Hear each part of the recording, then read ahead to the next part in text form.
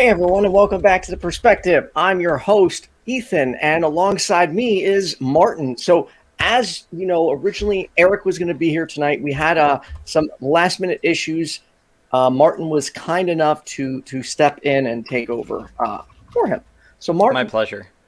Thank you, man. I was in freak out mode. I was scrambling. I'm like, am I going to be doing The Perspective myself tonight? That would be interesting. That would be interesting. I'd watch that. I would be so nervous. Can you imagine a call-in show with only one host? Like, I feel like the dynamic would be so different with the caller. That's true. So nervous. Whoops. It would be very different. The only downfall to that is, like, if a caller calls in with something like that one host is unfamiliar with, then where do you go? Like, for instance, like philosophy. I'm not good with philosophical arguments, unfortunately. Anyway, I'm a little bit familiar with them. I think you mentioned before the show that we might get a caller who's calling about philosophical topics. I welcome them. I just don't claim any profession or professional knowledge, I guess I should say. That's okay. Everyone, welcome to The Perspective, where we tackle supernatural and paranormal claims and sometimes even conspiracy theories. I can't talk. I am a little scatterbrained right now because once like my schedule gets disorientated, I'm just like, So anyways, if you have a story you want to share with us and are willing to engage in a back and forth friendly conversation, call us 951-364-2430. But I say we just jump right into calls. I'm down. I have some sweet Moscato wine to sweeten my disposition this evening, so let's talk to some callers.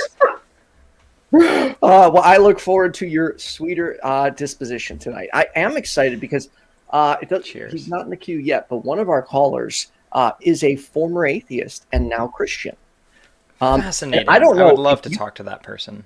Me too. I'm also, for those that didn't hear, we had an atheist within the YouTube community who came out as Muslim, which I'll admit blew me away. I was not expecting that. But obviously wish him the best on his journey. And what can you do? You know what I mean? Yeah, you can use street epistemology to determine, which reality seems most likely. That's true. Dude, that's what you can do. Street epistemology has done so much for my life when it comes to even like basic tasks and conversing with people at work. Like one time when someone came to me with a problem at work and I was just like, oh, well, why do you think this is happening? I'm just like, dude, this really helps me. It helps me in IT, helps me in day-to-day like mental health conversations. It helps with I find it helps with my managerial style when I was a manager at one point.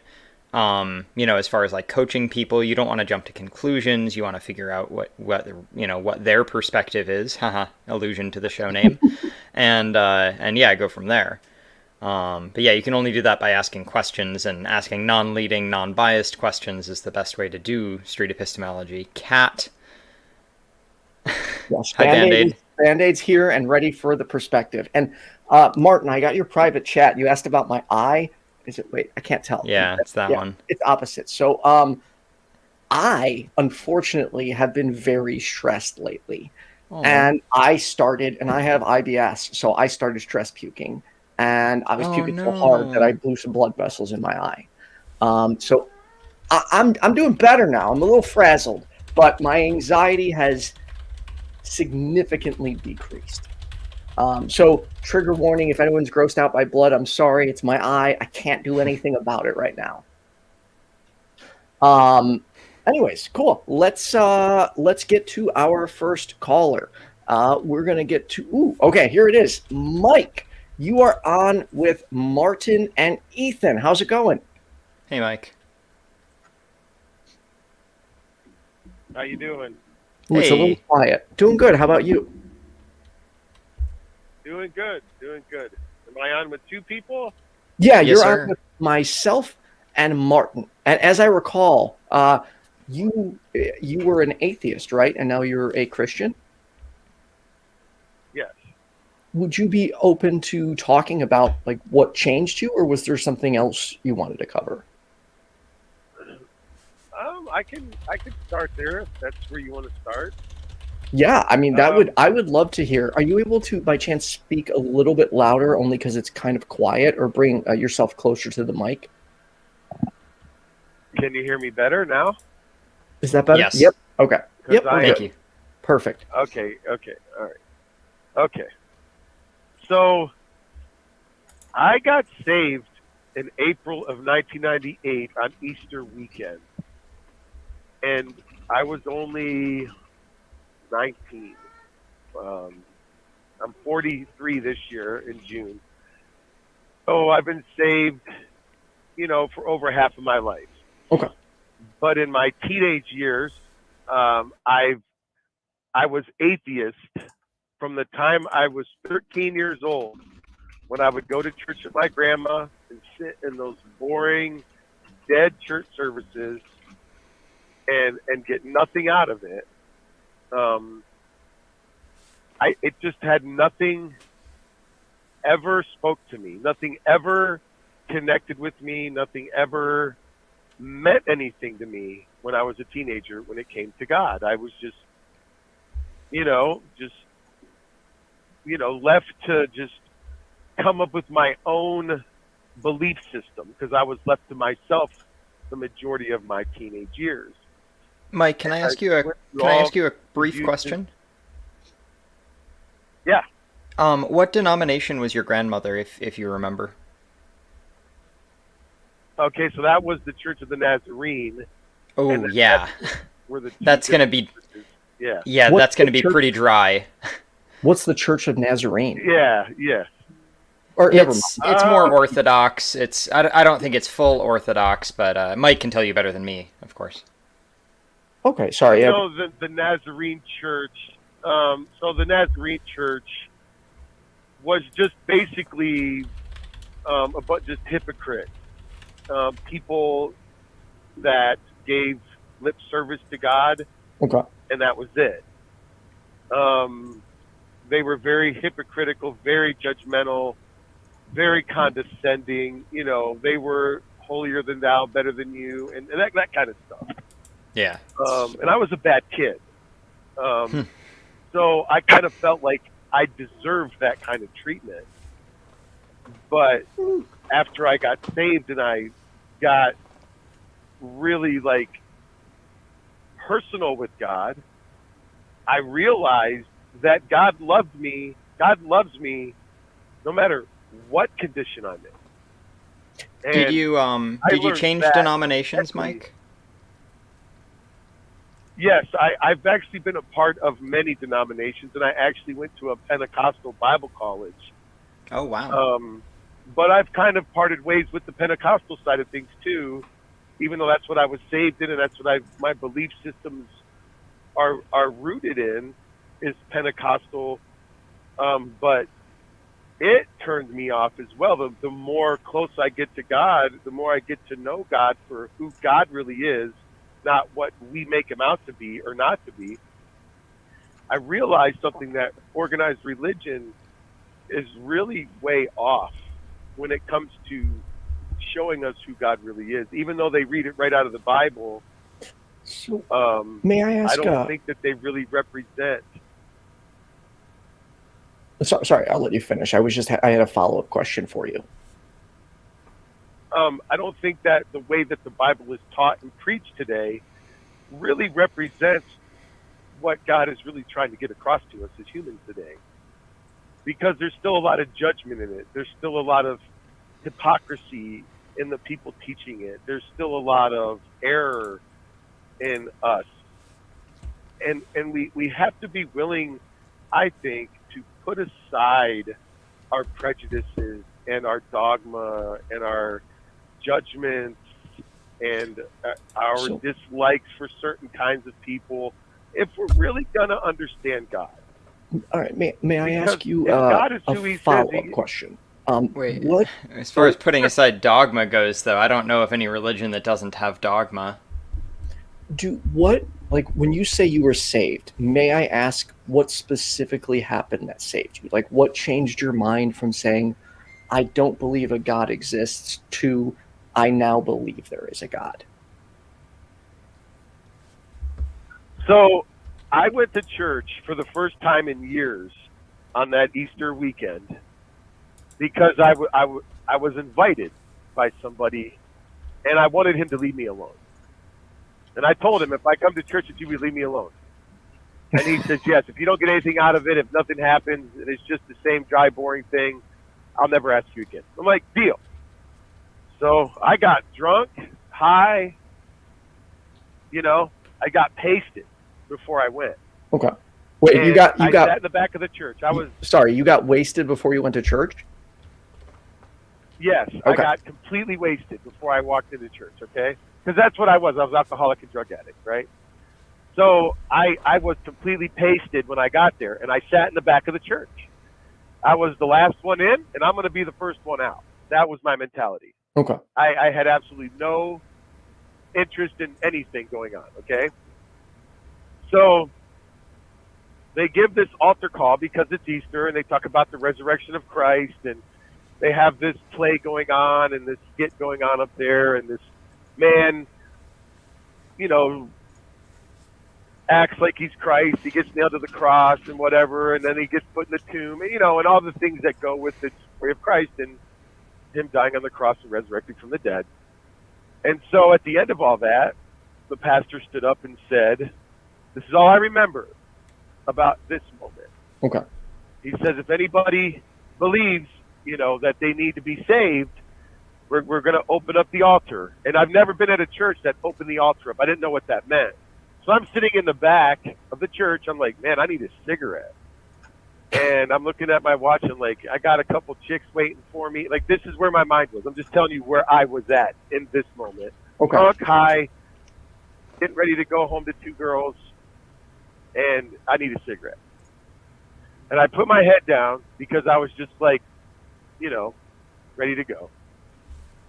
So when I opened my eyes, I was standing at the altar. And next thing I know, the minister guy, he puts his hand on me and he said, son, the Lord carried you down here. And I was like, all of a sudden, God, Jesus, just came to me. Just like the Spirit, the Holy Spirit just fell on me in that moment. The first time in my life I ever heard God's voice, the first time in my life I ever experienced the presence of God. I was drunk, I was high, I was ready to go home to two girls, and I needed a cigarette. That's what I remember before that. For the record, I don't think there's anything wrong with going home to two girls, two guys, five guys, two girls and five guys. Like, as long as whatever makes people happy. Is that a 5 barley loaves and 2 small fish analogy? Well, as long as there is, a consent and they are over age, like, I don't care. So, wait, can I just share an observation that I have real quick? Sure. So from my point of view, what I just heard is I had a different experience in church when I was on drugs than when I was sober. See, and that's what everybody says to me. Right, I don't want to reduce it too much, but that's just what that's the synopsis that I would give of what you said. I know it means something different to you, but that's just what I hear as an onlooker. Yeah. So when that moment I was completely sober. Well, that's not how you may have felt sober, but that's actually not how brain chemistry works. You can feel sober without being sober. Well, so are you saying like? But this is my experience. Okay, so you felt more when God aware. touches your life, I became aware of God in that moment. Okay, so I became aware of God. So is this something? So for one, by the way, congratulations on your progress. I'm sorry for your struggles, and it sounds like you were able to get past the addiction, which is great. And I absolutely do not want to undermine that at all. Yeah, agreed. But I've been sober for 22 years, by the way. Dude, just so you all know that. I have not had a drink or a drug in 22 years. Congratulations. So let's put faith back where it goes. Yeah. Okay. So with that, go on. Is there, for instance, I'm trying to think how to word this. It sounds like it was an emotion that brought you to God. So I guess what my question is, how do you know it was God intervening and not something just happening within your brain? That makes sense. Because when I was in the church, I never once would ever say before that moment that Jesus Christ is Lord. Ever. And in that moment, when I was sitting at that altar and the Holy Spirit came to visit me, I said those words. First time in my life. Were there other people saying those words around you?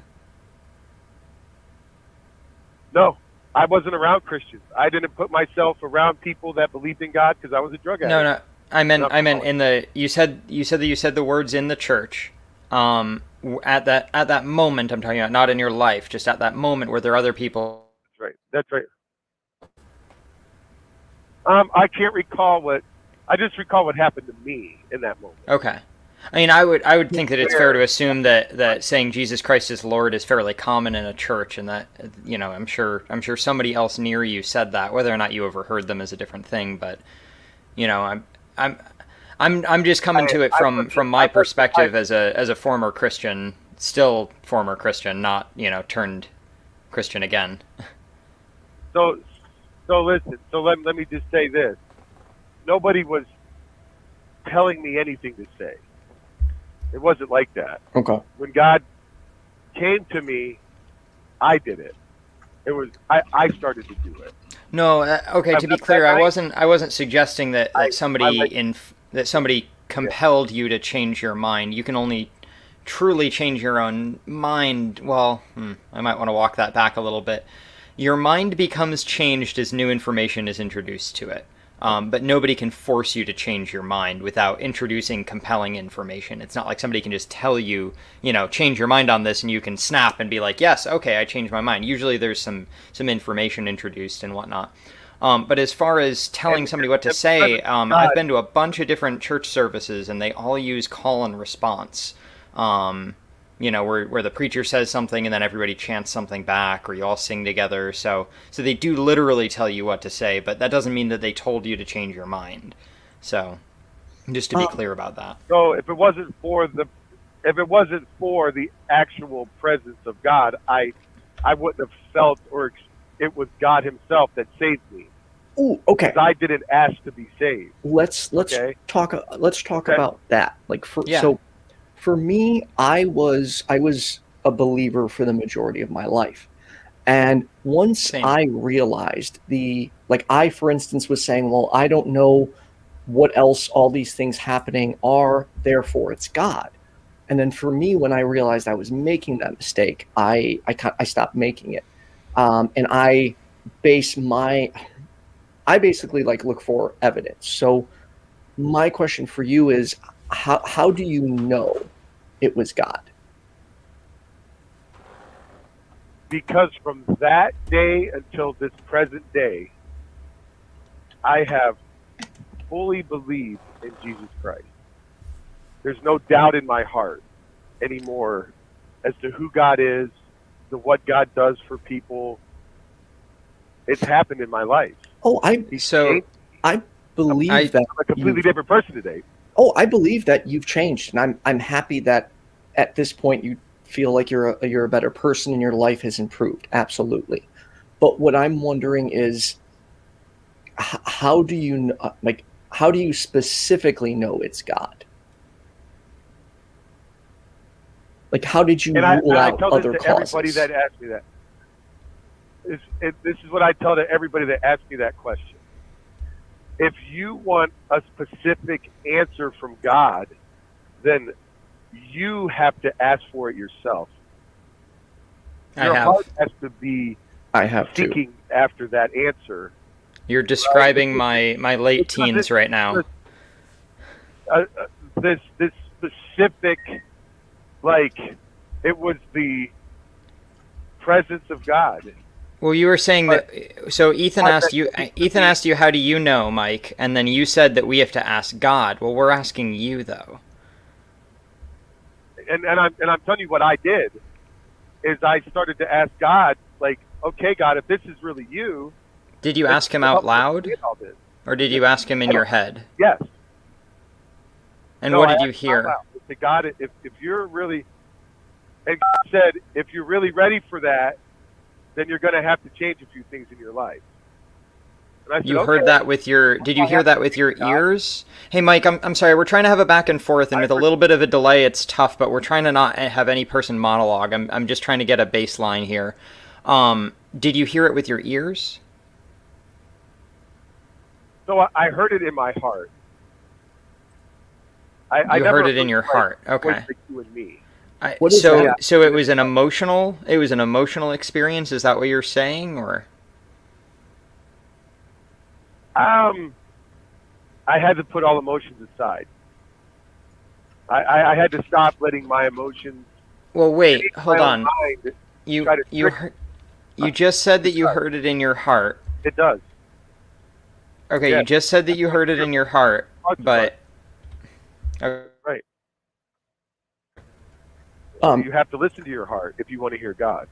So okay, your heart isn't analogous for your emotions, but you just said that you have to set emotions aside. So you heard them in your head, because your head is typically what people talk about when they think of non-emotion, like just fact. I just don't understand what the hearing him in your heart, but also no emotions means. Okay, so there's three parts to the human makeup. You asked, like, according to whom? Then there's the heart, the spirit, and then there's the body. I don't know what the spirit is. Okay. So, like, that's kind of probably where we won't understand each other then. Right. Yeah. So that's why I'm asking a clarifying question. As you know, you say there's three parts of the human condition. According to who? Like, who says that? So. Just according to you, or opinions on the human.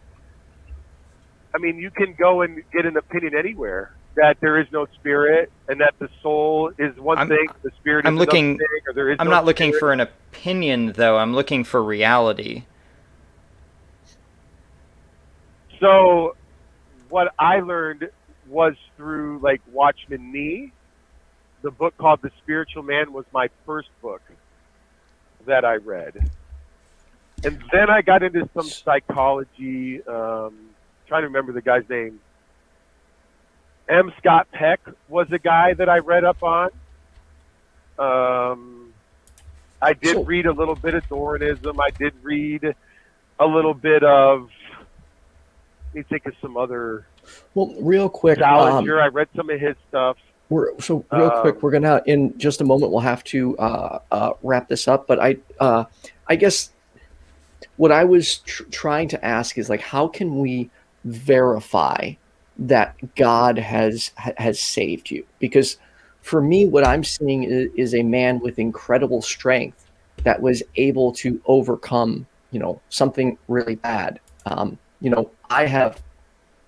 sorry, I trail so often. When my brother died, I begged God for, endlessly to reveal himself. And as I have on other traumatic events that have happened in my life, but I've always been open-minded, yet he hasn't reached out to me. So how can we verify that what you're speaking to is indeed God, and it's not just something that is taking place, like, in inside your head? I don't really like the wording of that. How do we verify it's God? I mean, so it takes faith too, and it sounds like you have a major dilemma with faith. Yes, because for me, that you actually believe God exists. Yeah.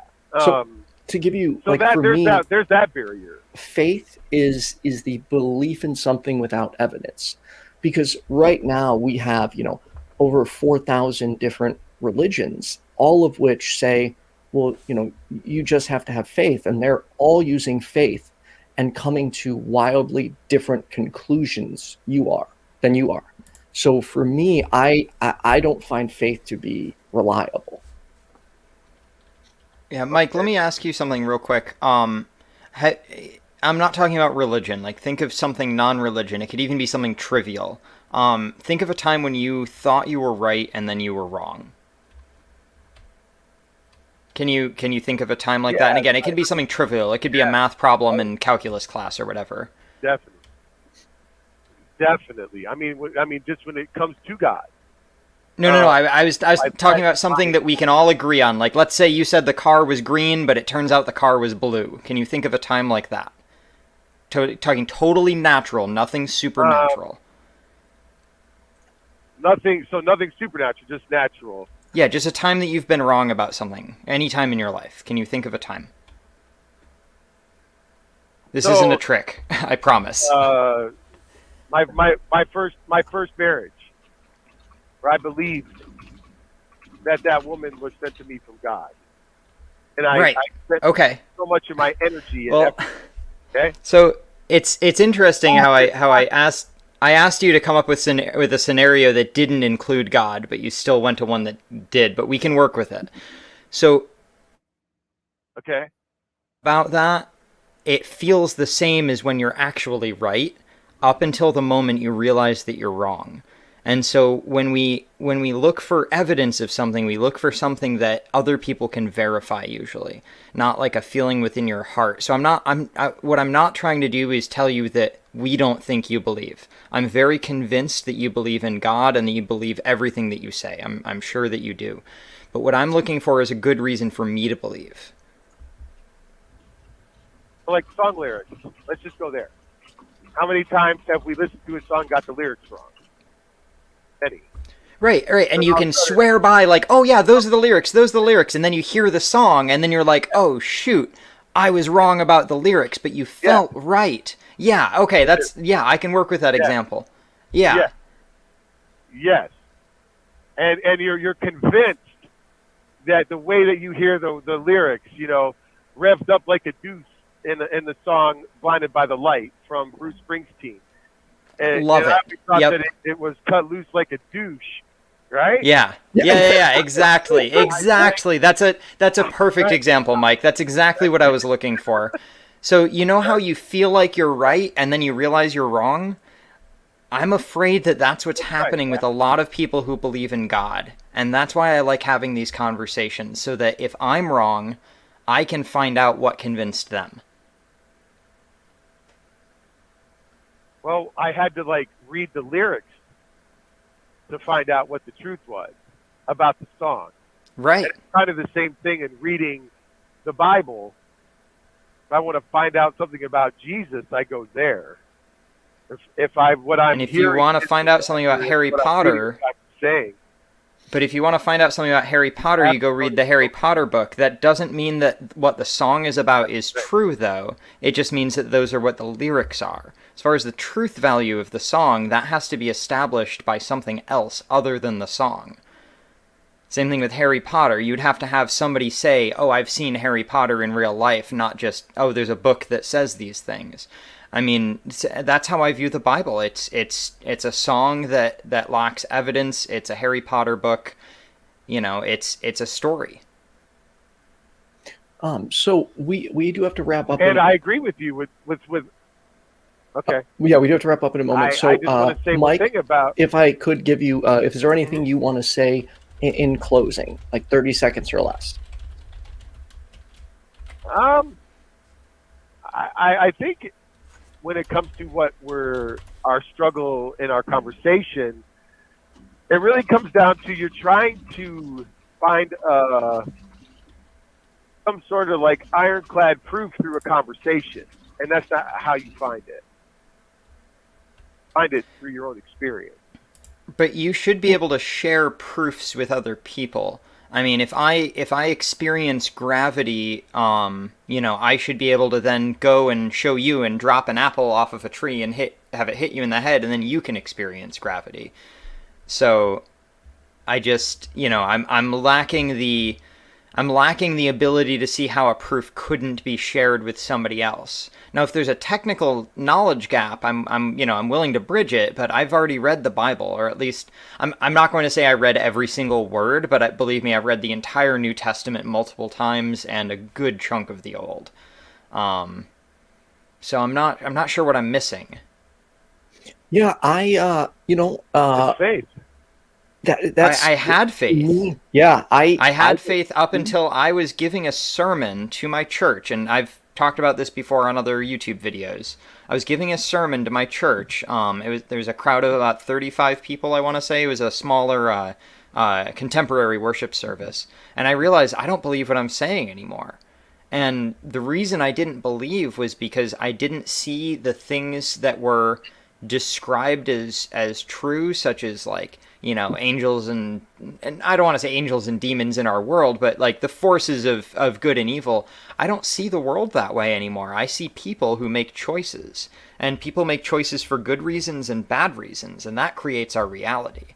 I don't think there's another supernatural layer that I'm somehow missing, because the way that I see reality, there's nothing that's really unaccounted. Where does it come from, though? Where does good and evil come from? No, that's what I'm saying is I don't think there is such a thing as good or evil. I mean, there are good things and evil things. But I don't think that there's an overarching force of good that, good things. I mean, you could have a good person do a bad thing. You can have a bad person do a good thing.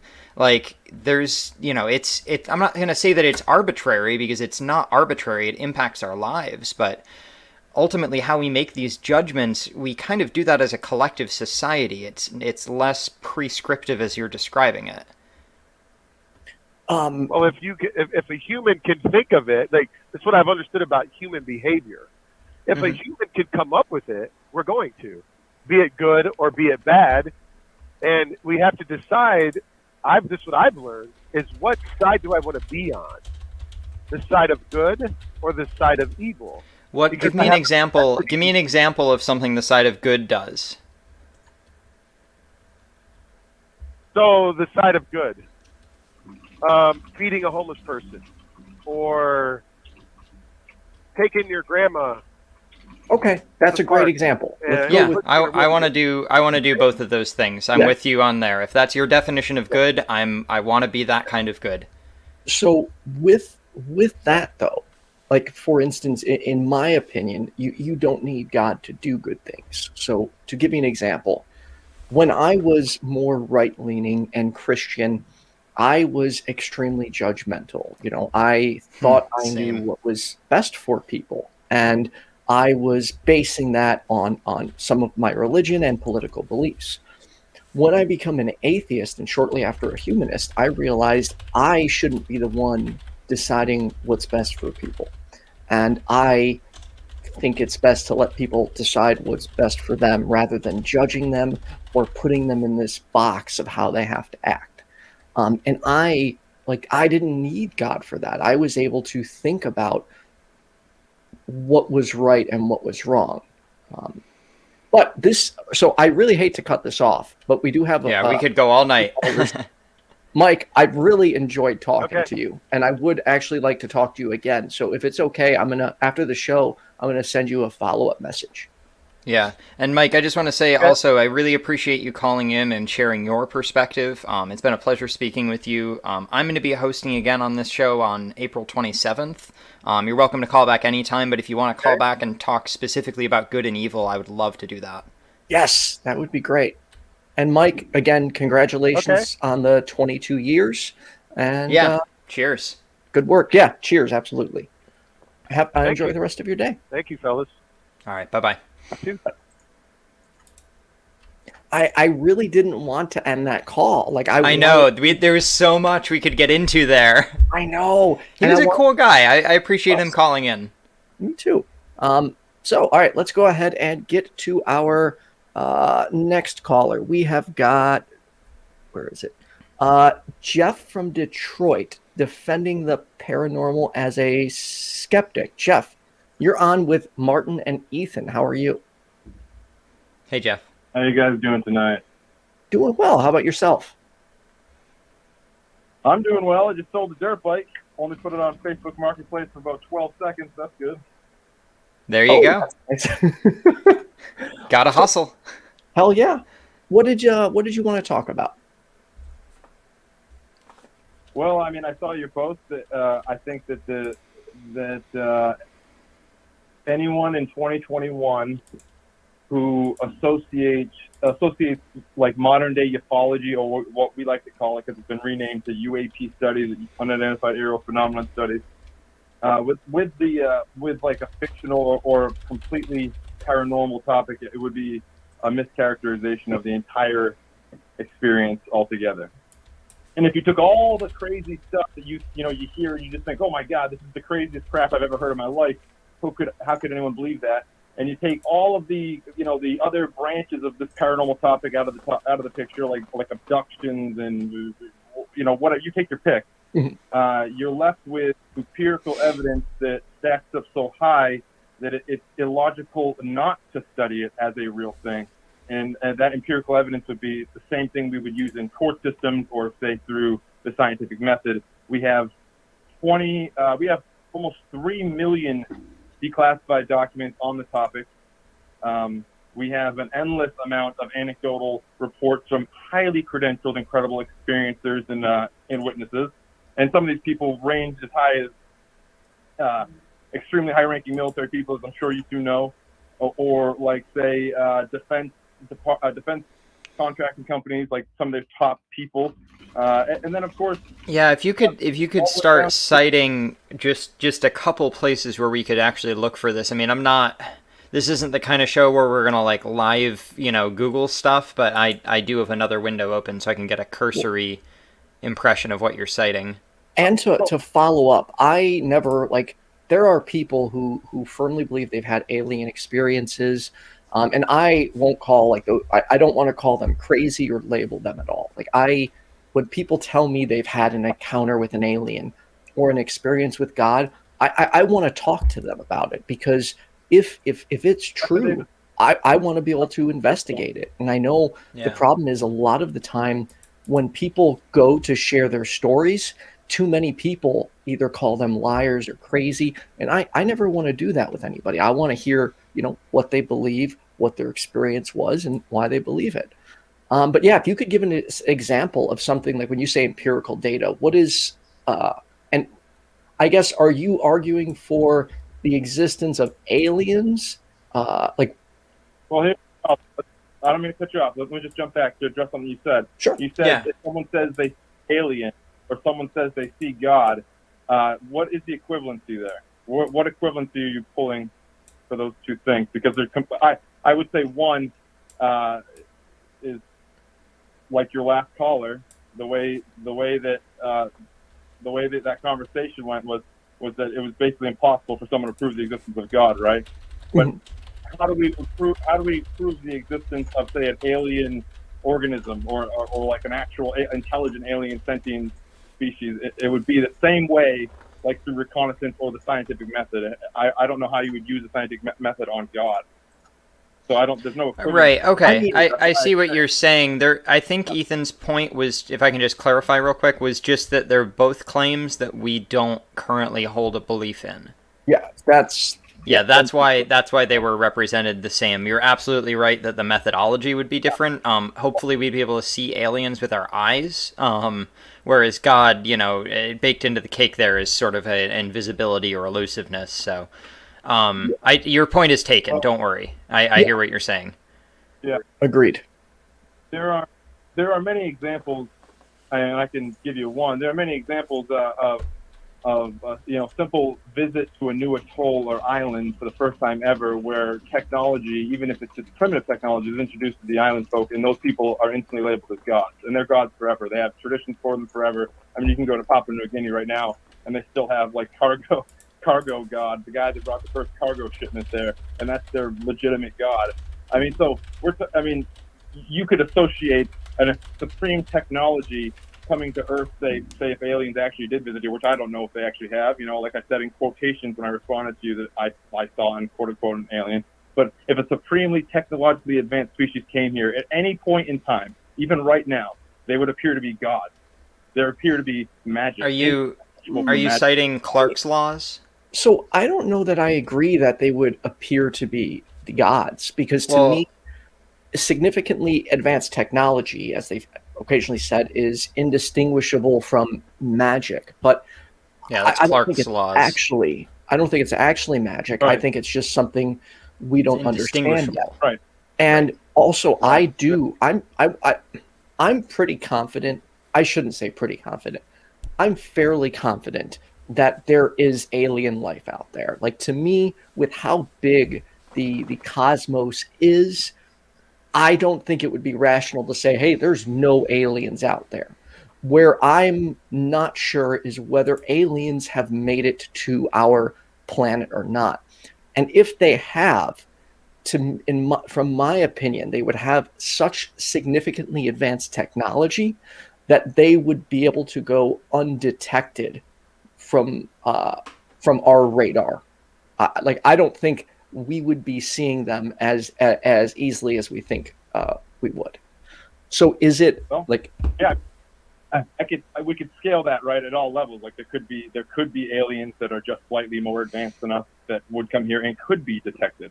I mean, we could totally be as theoretical as possible for everyone, and that's like the fun part about talking about ufology, UAPs, or aliens, or whatever. But to go back to what I was saying about the empirical stuff, is that if you were going to convict someone, if you were going to put a new element on the chart, you would do it with the basic methods humans have come up with so far. And yes. When I said it'd be illogical not to study this thing, I mean, if you go to the blackvault.com, okay, and the Black Vault is run by John Greenwald Jr. He's a guy that spent the last 20 years sending FOIA requests into the government, and he has shown a consistent behavior. This is where it's split, and there is conspiracy behind it. There's conspiracy with anything that's unknown that people are seeking the truth behind. There is probably truth to a supremely technologically advanced visitor. There probably is some truth to that, and there is probably some truth to government conspiracy where they are just developing the next set of drones or the next, the next propulsion system along the lines of that. So a lot of the sightings that people have seen in the past are undoubtedly prosaic answers, military tech, things like that would absolutely blow the mind of someone who's never seen. Like the first time helicopters were flown in Brazil, the people of Brazil quite literally were passing out in the street. They had no idea what they were looking at, and that was like in 1966. So it's I'm positive that a lot of sightings, probably 99%, I'm legitimately 99% are prosaic answers that can be explained by simply having a little bit of knowledge of astronomy, some astrophysics, maybe having some understanding of what flies in the air, what the blinking lights you see are, where satellites. So if I'm understanding you correctly, Jeff, are you saying that like in most cases it's not actually like an alien, it's just something we don't know, or it could be, not an asteroid? 99% of every type of mysterious, I saw something crazy in the sky account is something prosaic in the sense like it's a meteor, the Earth is crashing through a bunch of broken up rocks in the sky, or it's a rocket launch, and you see the internet flood with rockets. What the hell is this? I saw it from my back porch. It's satellites. It's planes coming directly at people, seeing their headlights and thinking, well, I saw this light, no running lights for 10 minutes. They live right near the airport. I mean, the vast majority of anyone claiming they saw a UFO in the sky is completely mistaken, and it's something completely prosaic and normal. That is, without a doubt, a fact. And well, I don't think we could say that's. I don't think we could say that that's a fact, because that. We'd have to be able to prove that. But I want to talk about. This is just real quick on the Black Vault. I'm reading an article right now claiming that the Washington State Department of Transportation tweeted a photo of Sasquatch, but there's a question mark in the title. I know clickbait when I see it. Let me put it that way. No. Well, you're looking at the filler, the B-roll, if you will, if you know anything about production. Yeah, no. If they're interested in reality, they wouldn't need B-roll because the A-roll would be captivating. Sorry, B-roll. B-roll meaning like B footage or like the back burner stories versus A-roll, which is, the A-rated content. I mean, it's on the front page, my man. I don't know if it's B-roll. Hold on. Let me just be clear. I'm not coming from a place where I'm just a guy that has, found a slight interest in the topic. Oh, I can tell. Decided to go on No. argue about it. I promise you, if you spend more than 5 minutes on that website, you will see the legitimate side where you have to review the bullshit nonsense, because the vast majority of people buy the snake oil. The vast majority of people are believers.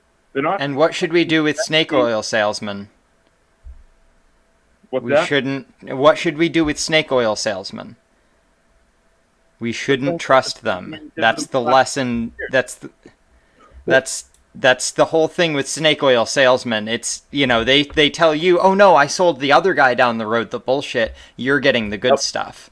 I just watched an episode where they literally introduced that concept in Bob's Burgers with, grade A versus grade B meat.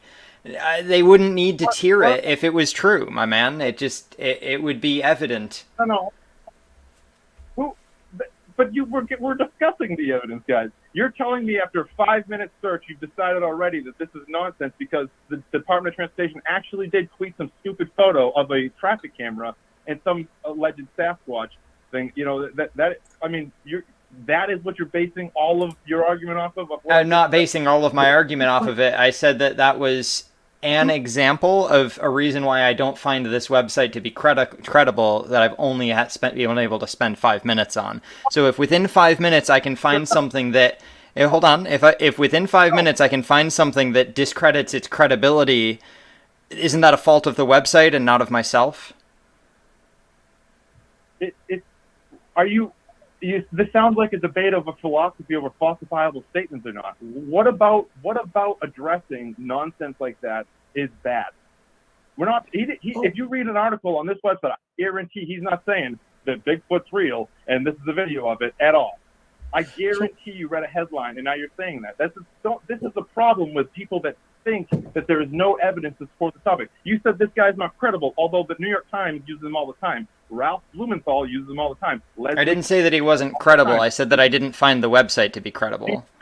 So let's talk about an example of something like specific that you find compelling. Now, I looked at the site, but I cannot make a determination either way. So I can't say whether it's credible or not. And I'm also definitely not saying there is no evidence. If I didn't think there was, I'm not saying that either.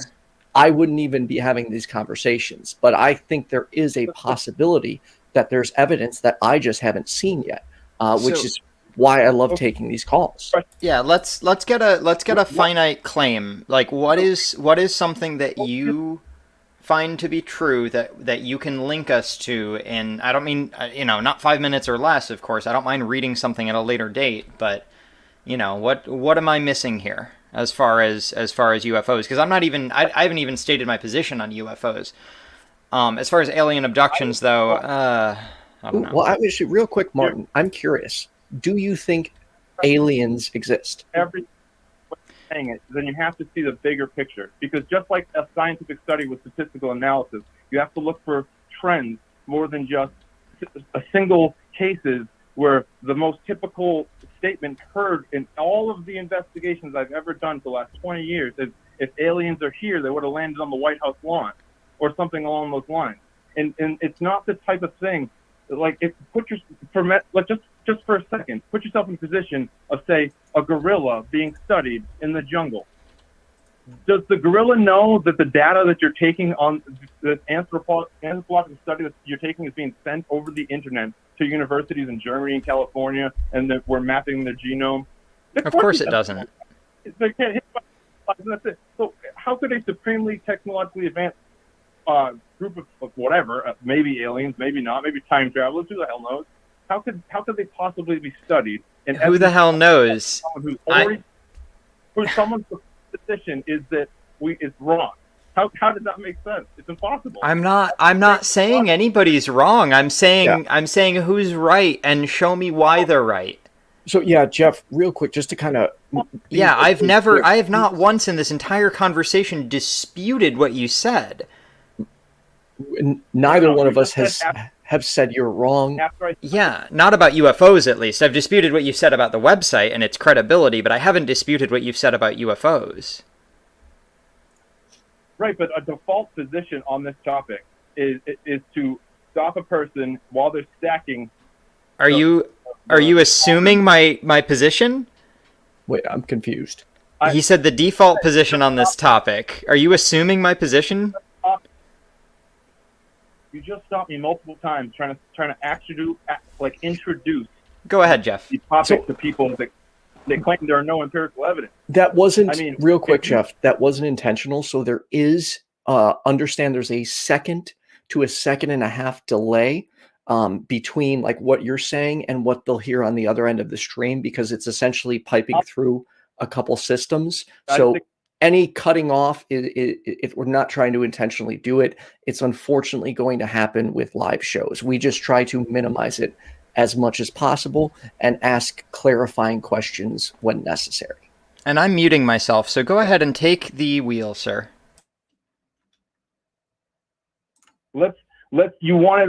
I'll stop. You wanted one specific case where there would be what I would constitute, and the majority of people that do this professionally, including from the DOD, from the Pentagon, from the 18 different intelligence agencies that run this country, is that the evidence is based upon like a trifecta and 5 observables. Okay, so if say a pilot sees something with their eyes, of course pilots make mistakes. They make mistakes all the time, right? But they are trained military, just like myself. Now the pilot observes it. Maybe another pilot observes it. Maybe their weapons gunner in the back observes it. The Wizzo. Okay, now they got the pilot's radar. That's 2 things right there. Maybe even 3. You got the air radar, like a Warthog system, flying around, capturing all this on radar as well and recording it. Now you've got the radar on the destroyers and the carriers, all picking up these crazy movements as the pilot's reporting. I'm currently in a dogfight with a spiraling Tic Tac. Commander David Fravor, in 2017, it was released that back in 2004, he got in a dogfight with some sort of UFO. No one knew what it was. Now, okay. No one's saying that we know that's aliens. But if you look at all the evidence that supports this, including all the FOIA requests that's gone out, all the people that were involved in the case that's come out, all the radar systems, there's a video. The video is shit, but there is a video. And of course, you've got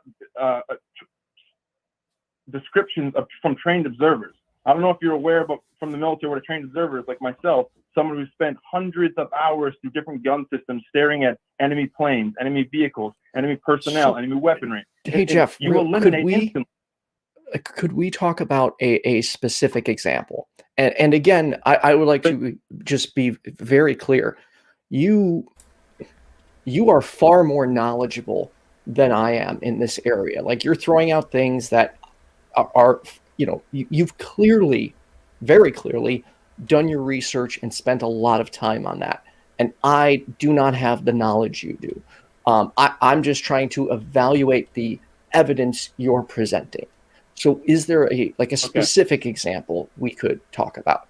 A specific example of the 5 observables, one being anti-gravity type of lift, sudden and instantaneous acceleration, hypersonic velocities without any signatures on radar or through IR or infrared camera and any other spectrum, and low observability or cloaking, and of course transmedium travel going from the air to the sea. The Tic Tac incident from the USS Nimitz in 2004 was a game changer that people like yourself, no offense, I mean, nothing changed. Everyone just went back to work the next day. There was no, for me, like, I love science, and all I can think is, how would human beings change knowing that we truly are not the only ones out there? So using an endless amount of data, using those 5 observables I just said, there are so many cases seen by credible people in radar data. It'd be so illogical not to believe that there are someone's on this planet or near this planet or flying around it that have technology that is so far advanced than anything we could even possibly think of. The Rubicon of quantum physics is like thousands of years ahead of us, not just around the corner like we're hoping. It's absolutely, undeniably illogical not to study. Now, I'm not saying that's aliens. I'm just saying if you would like a simple case USS Nimitz, 2004, Commander David Fravor. He's been on Joe Rogan. He's been on all these podcasts, on the fucking news. I'm looking at it right now. So, and it says that, real quick, it says that the Navy confirmed the footage, I believe, as accurate, and they said to call it a UAP and not a UFO. Is that correct? That's correct. The UFO. Okay, I just want to make sure I understand it correctly. Yeah. So what should we do about this as skeptics? I mean, we're skeptics. I don't know if you identify as a skeptic or not. I'm totally a skeptic to believe it's just straight up aliens. I see no reason to I mean, other than the fact that these things can go hypersonic instantaneously. That would take, like, I don't know, a few months as opposed to 60 years to get somewhere. Oh, but I have a question. That, how did you? Well, wait. I just wanted to hear what he thought we should do about it, and he was talking about the thing itself. So what should we do? I think that one of the best things you can do is keep in mind that there is an agenda going on with the government, with our own technology. We've seen this before, that there are agents that have come on retired being like, my job is literally to go around saying aliens crashed and we got this stuff and we're using it. But really it was to cover the drone program in the 70s. I would say that read as much as you can on the topic from credible sources, but just like any topic you're going to get into, if you start riding dirt bikes, you're probably going to want to learn about dirt bikes from the best, not the worst. So I wouldn't say dismiss something right away when reading it because it's associated with that stuff. The paranormal has been cornered, guys, okay? The topic para, or paranormal. Para is a Greek word meaning beside or next to. It's like a science that's running parallel with regular science. Falsifiable scientific methods work for a lot of things, but you have to absolutely, at a line, say to yourself, just like they believed, like Newton didn't believe little tiny rocks were falling from the sky and wrote about it. There are no small bodies in space. So meteors that fell from the sky, just like we thought that humans would never travel the leader of the astronauts. Real quick before we go on to, like, if I don't want to shift too much, let me ask you this: how did you rule out that, for instance, this isn't what you saw isn't like another government agency ship? Like, how did you go from I have completely eliminated the possibility that any other government or country is responsible for this, and it is definitely aliens? No, I've never said that. I've never thought that either. And that is you cannot totally rule another government whatsoever. And I'll tell you why. Because if you in the science community, when a physics paper goes up for peer review or some new quantum idea comes up, most of them, if they're too radical, will get thrown up by the wayside. No one gives a shit about them. But you know who does care? Uncle Sam. DOD will come scoop up those research teams. They'll go AWOL essentially for 20 years, and then you'll find out the guys that made soap bubbles float for 50% longer than normal are now working on some sort of anti-gravity magnetic propulsion. It's this weird kind of thing, and I'll answer your question with, there are usually breadcrumb trails in research papers and former lectures that have just made it on the internet, like, here's what we can do with lasers, and this guy talking about neutralizing the air in front of ships, in front of aircraft and stuff, and we see these observables in UFOs. I don't want to keep going on a rant because I maybe have other questions, but there is a very strong theory, and it's an ad hoc filled theory that the things that we're seeing, like maybe God, people say they see God in days of old, are kind of like morphing with how we can perceive them. Like, people used to report seeing airships way before dirigibles. We're kind of going all over the place now. We do have to ramp up in a moment. But Martin, did you have any last questions? No, I think we're more in agreement than I previously thought we were, I guess. I don't know. I just don't. I see that something happened. I just don't see any reason to make any more assumptions about what the thing is, other than, like, again, I strain to see how it could be immediately assumed to be paranormal if it's some sort of government thing, or even if it's aliens. What are aliens paranormal? I would say that they're normal unless they operate outside of the normal laws of physics as we understand them. In 30 seconds or 15 seconds or less, Jeff, what do you want to leave the audience with? Go to YouTube and find us at Strange Recon Podcast or anywhere a podcast can be found. We discuss paranormal topics and any credible information by credible witnesses, experiences, investigators, and whatnot. We have on authors and scientists and PhDs and lecturers, well-known people from History Channel, whatnot. It's awesome. It's a pleasure talking to you guys. I'm sorry I'm a rant. Just keep in mind that when you're good, man. There are people that are making these up. When I say that there are people that are making these observations, these aren't just Billy Joe out in the field. Sometimes it is, but a lot of times it's people like the former tech developer at Lockheed Martin Skunk Works. This is the guy that creates the most technologically advanced planes on the planet. And he's being like, what the fuck is that? So if you've got the most credible people on the planet, including presidents, I guess that's credible to you, saying that they've seen unexplainable things, I would say that it's illogical not to investigate it. So don't try to dismiss it too fast. I'm not saying you did. No. I agree. We should investigate these. Absolutely. Again, that's why I'm doing this. Because if aliens are out there, man, I want to be the first to know. And I'll be the second I see compelling evidence for it. I will have absolutely no problem publicly being like, yep, aliens exist. I just wait to draw a conclusion until there's sufficient evidence. But if you could, send me a link to that podcast you were talking about. And Jeff, thank you for taking the time to speak with us. Yeah, thank you, Jeff. Have a good night. I'll send you the link. Sweet. I'll talk to you later. Cool. You know what I would like to start doing, Martin? I liked what Eric Murphy did with Murphy's Law, where at a later time, they'll go over the call, talk about any mistakes made or things missed. Yeah, definitely. I'm excited about this next call. It's Isaiah from Hawaii. How you doing, man? Hey, doing well, Ethan. Good to be back talking with you. Yeah, you too. For those that don't know, Isaiah called 3 months ago, maybe around there, and has since been kind of heavily active in the comment section and community and calling, a few other ACA shows. So thanks for calling. Yeah.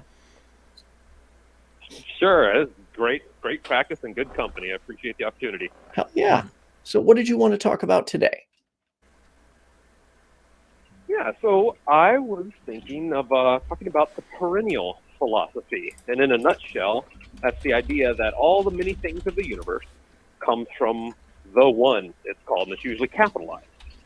And it's kind of a more deism, I suppose you would say, kind of a generic God. It's not getting into the moods or the moods of God or anything like that, but the objective nature of God, and if I can get into a definition of that, but more importantly, and most importantly, I think, is what I pursue is how does all this come about from a one source?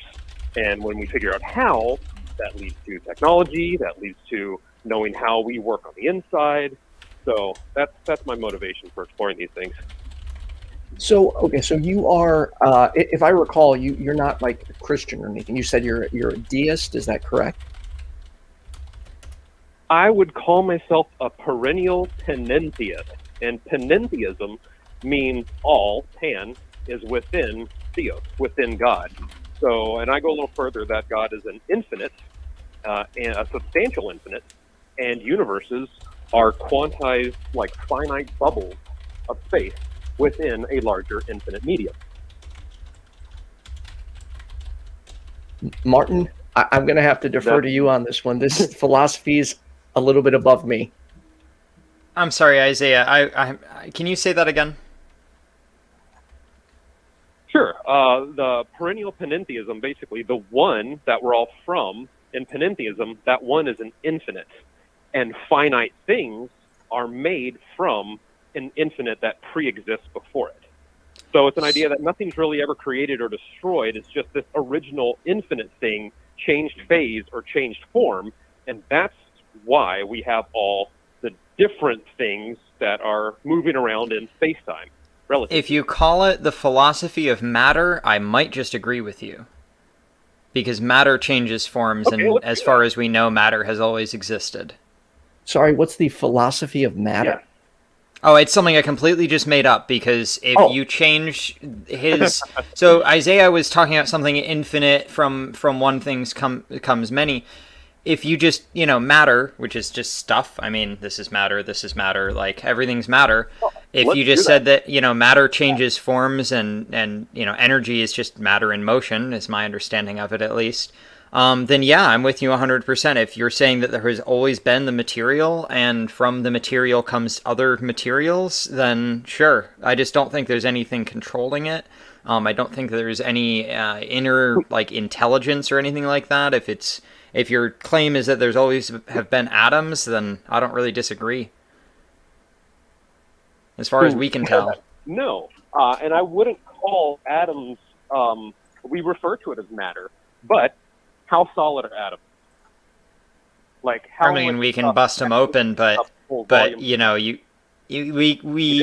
let me put it this way: we existed for all of time up until 39, 40, when we started busting open atoms. But there's still stuff after we break open an atom. Sorry, go ahead. You were in the middle of something. Yes. Yeah, that it's 0.0 to actually 13 places, 1% actual stuff that makes up the volume of the atom when we're talking about subatomic particles like the electron and quarks and protons and neutrons. And then now, updating that knowledge, with quantum field theory, those subatomic particles are excited states of universe-spanning quantum fields. Like, it's as if you had a vibrating surface of water as the field, and droplets jumping off the surface are the particles that make up the atom. And we kind of see that in the virtual particles, the virtual quarks that make up actually the majority of the mass of protons and neutrons, not just the three that we're familiar with. It's just this roiling sea of potential that's jumping in and out, but we get this stable relationship inside them. Mm-hmm. I follow. I don't think I disagree anywhere so far. So what conclusions can we draw from this philosophy? Assuming we agree on a different take on the premise, because again, I agree with you to an extent. I just think that there's maybe some nuance that we disagree on. But go ahead. So this original infinite would be absolute, like absolute matter, like pure stuffness taking up all available space at all scales forever, like an ocean of stuff. Why would it have to be that way? Why wouldn't it be like normal atoms? Because this would be analogous or parallel with the initial singularity of the Big Bang. Oh, okay. This hyper right. Yeah, everything gets compressed down until it pops. I mean, that's the layman's version. Yes. Okay. I understood that. Okay, I got a great thought experiment for you. Got you, Ethan. So, quickly, great. So, Martin, I got to ask you: are you a visual thinker? Like, can you picture all in your mind? Oh yeah, like, very much so. Visual thinker. So, excellent. Me too. So let's go with the balloon example of cosmic inflation. Okay. Familiar with that one? No, but I can surmise from the nature of how balloons work what it is. Go ahead, though.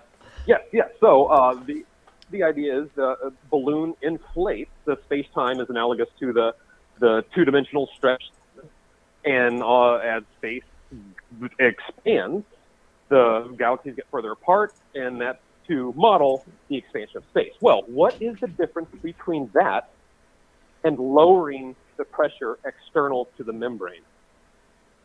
So our perspective bias is that air is added to the inside of the balloon, and it is expanding. Yeah, right? I got you. The same relative motion of that membrane can be caused by lowering the pressure external to the balloon. Right. If you put it in a vacuum, it'll pop, right? Eventually, yeah, it will.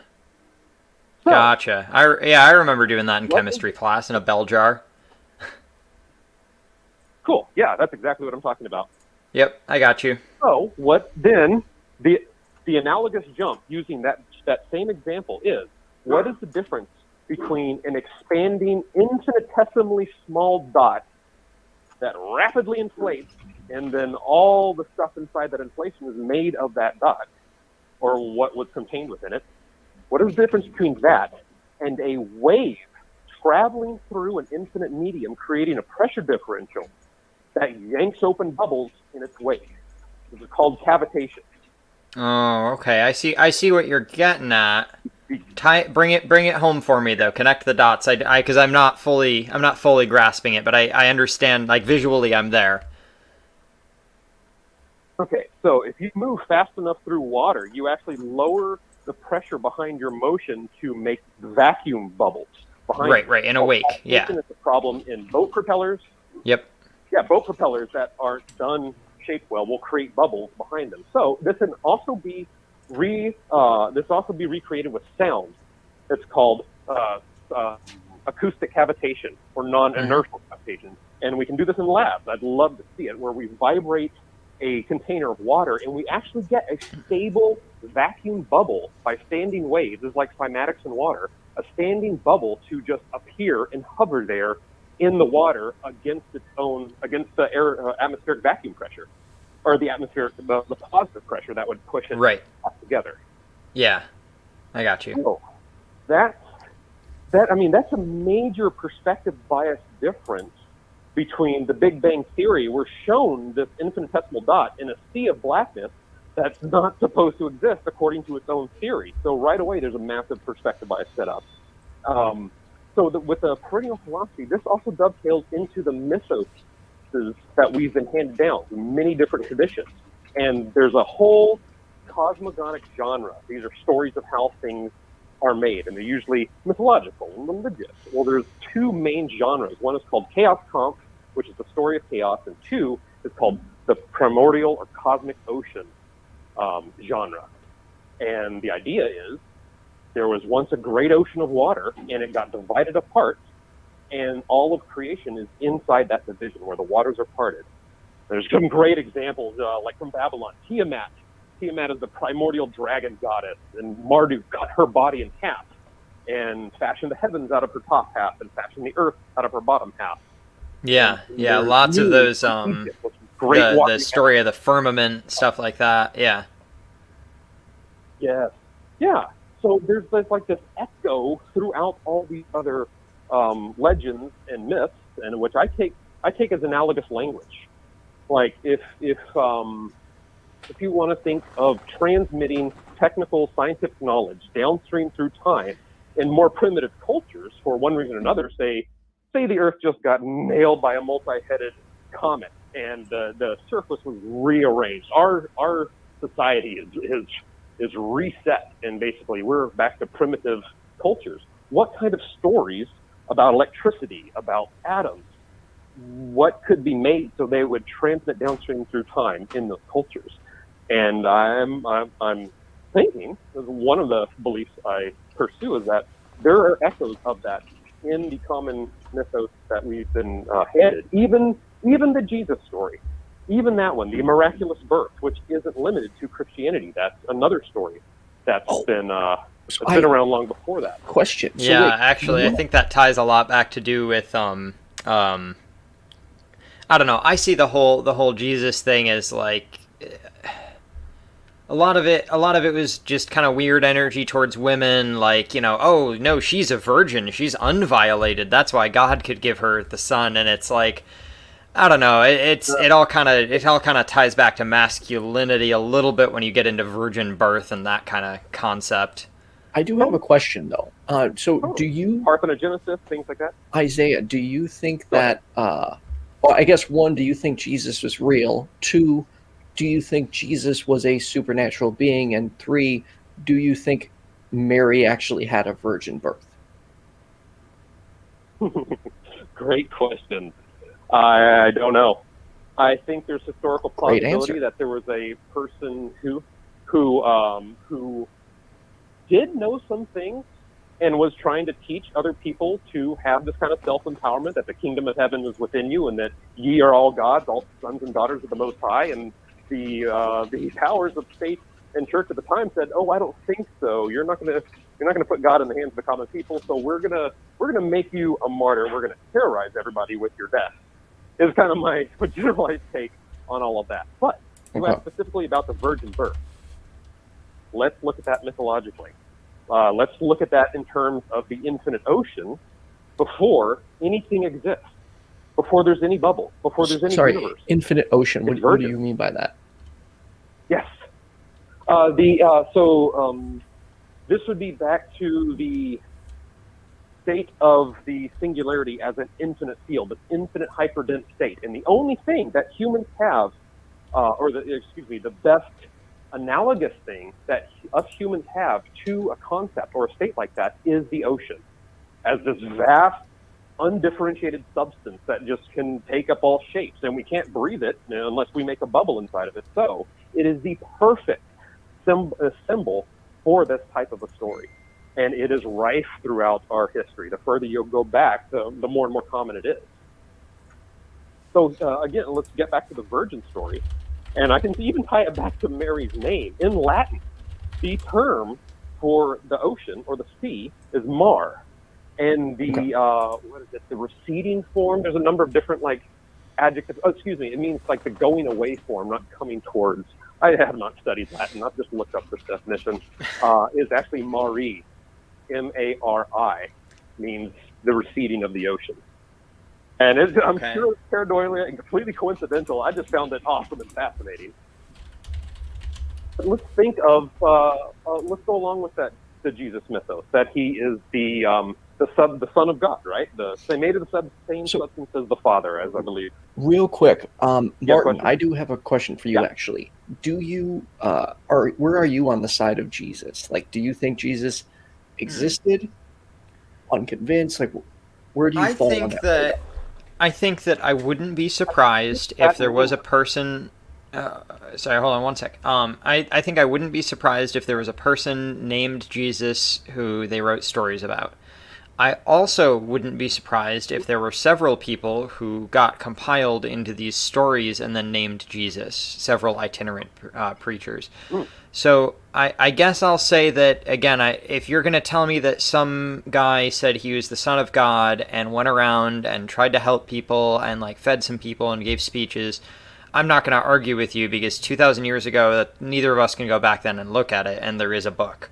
But no, right. I would also not be surprised if that was just a story, because we know that humans are really good at telling stories. Yes, we are.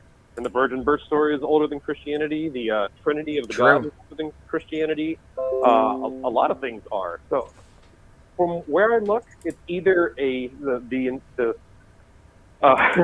it's a repetition of a universal truth, if Jesus existed, or it's a retelling of a universal truth of the Jesus story. Wait. That's a fascinating dichotomy, but they both involve universal truth, so I don't think that it's a dichotomy. Yeah. What about the option where it's just, religion and culture morphing over time? That too. I think all those layers are in operation together. Well, I think that the natural layer is in operation. I don't see any demonstration for the universal truths, unless you're saying that all cultures have done this, therefore it's true for all cultures. But I think you're claiming something outside of what humans are doing, right? Yeah, and let me tell you why. This is what for me links it all together. And again, it's just using logic and basic physics. When dealing with an infinite absolute, we're trying to get the finite stuff out of it. How the heck do you do that? Well, you got to make a space, right? Because there's just infinite stuff everywhere. We need a space for the universe. So, relative to that space, the stuff has to move outward. Equal opposite reaction, okay? If it moves outward, it has to move inward to the center of that space. It's a balanced motion. Okay, it would be like who made the space? For symmetry breaking. Sorry to cut in, but who made the space? No. That's a great question. It is. I could answer it in several different ways, but I think it's thinking of Heisenberg's uncertainty principle. This whole ocean thing, it's not necessarily still, it's jittery, and maybe standing waves coalesce. Or if you want to think of it theologically, maybe it just woke up one day and said, I exist. And what is it that exists? Is this infinite oneness? Either way, the only way it destabilizes and expresses its own nature is through these very basic shapes. I am all around myself equally in all directions. I am at the center of myself everywhere. I am as a field in equilibrium throughout. These are just basic spatial equalities that would exist in that infinite stuff before creation. Okay, these are like I don't see it. The simplest one. So what came before the Big Bang? What came before the Big Bang was the thing that banged. Wait, And I it's think not a came big before bang. that? I'll call it the Great Contraction. What came before that? Big Bang. Was there another universe? that's what. Dude, okay, sorry, Isaiah. That to me is Please, go. so fascinating. Like, Yeah. me, the idea of another universe birthing this universe. Sorry, I'm using birth loosely, but I've always wondered that. Like, one, is there a before the Big Bang? Because, as I understand it, Martin, you may be able to correct me on this.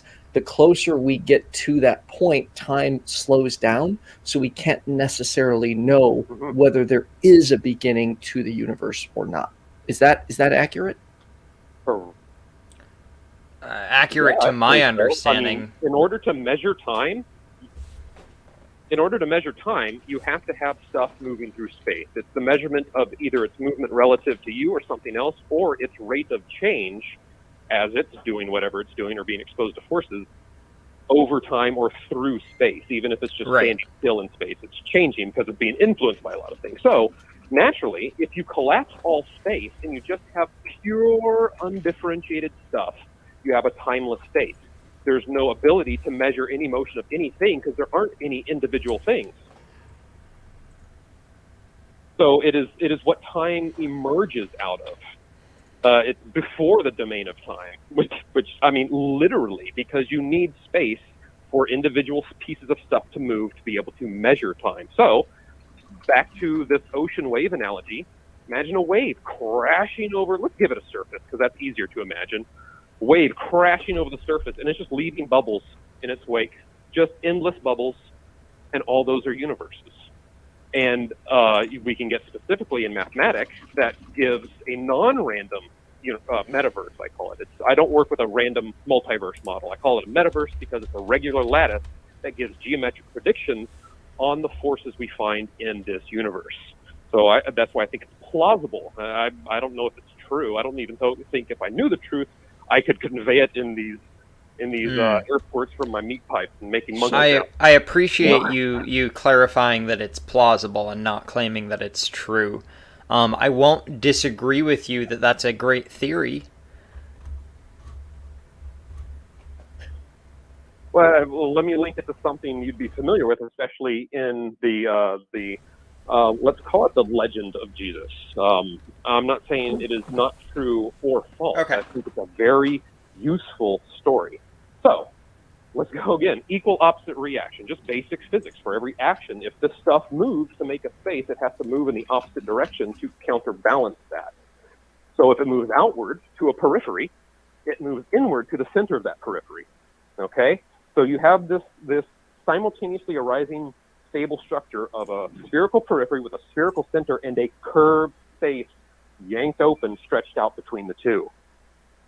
And as a container, that's pretty handy for vibrating the anatomy of atoms into existence with a peripheral border condition and a stable nucleus.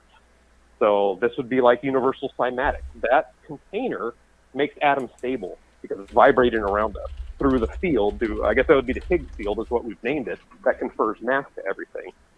So what would you say about that central dot, which would be completely outside of our sphere of observability? The periphery of the universe would be way outside of our sphere of observability. We would be this tiny little sphere of observability and a great. Yeah, we still haven't left our solar system yet, and I mean, as far as people, we haven't really left the moon's orbit yet. Yeah. I think we're getting a little too big for my brain here. And I will be the first one to say that. I don't want to say that you're talking past me because I recognize the terms that you're using, but you're drawing conclusions and drawing further conclusions from those conclusions that I'm not fully on board with, but I don't even know how to disagree because we're kind of outside of my area of expertise here. So I think respectfully, Ethan, it is getting a little late. Do we want to burn through our last couple calls here? Yeah. And I don't mean to cut you off. It's just, I don't know how much I truly disagree with you, except for I think that you're attributing supernatural causation where I see a natural one, or I see an undefined cause. Mm-hmm. Mm-hmm.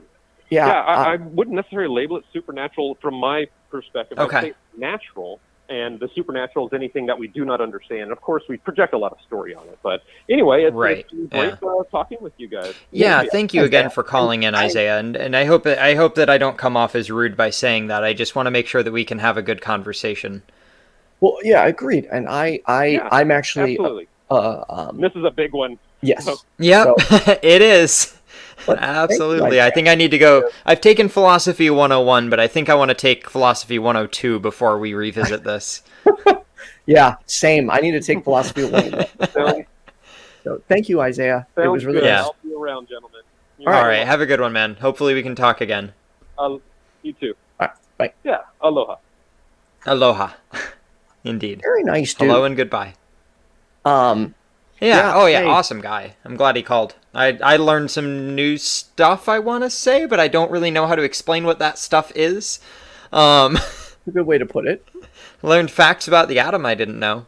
Anyway, we're I don't know how long you want this to go on for, but let's get to our last couple callers. Okay, cool. All right, we have got Gary from the UK. Wants to talk about the benefits of faith and how it can help people. Hey, Gary. You all right, Kate? All right. How are you doing today? Good, how are you? Hey, good. How are you?